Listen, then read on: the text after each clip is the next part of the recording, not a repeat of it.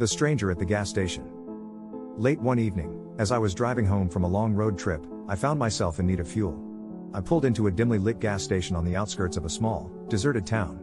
The only sound was the faint hum of the fluorescent lights overhead and the occasional rustle of leaves in the breeze. As I stepped out of my car and approached the pump, I couldn't shake the feeling of being watched. I glanced around nervously, but the station appeared to be empty except for myself. Shrugging off my unease, I began to refuel my car, eager to be back on the road. That's when I noticed him, a figure lurking in the shadows near the edge of the gas station's property. He was tall and gaunt, with hollow eyes that seemed to bore into my soul. I tried to ignore him, but his presence was like a weight on my chest, suffocating and oppressive. As I finished pumping gas, I made a beeline for the cashier's booth, hoping to escape the stranger's gaze. But when I glanced back over my shoulder, he was following me, his footsteps echoing ominously on the pavement behind me.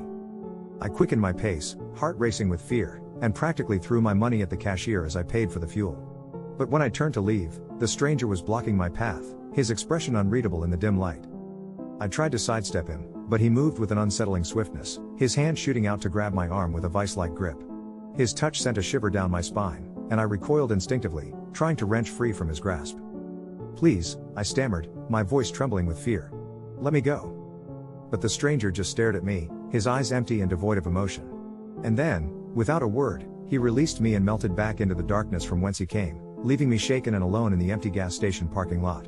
I hurried back to my car, heart pounding in my chest, and peeled out of the gas station as fast as my tires would carry me. And as I drove away, I couldn't shake the feeling that the stranger's presence lingered behind me, haunting me like a shadow in the night.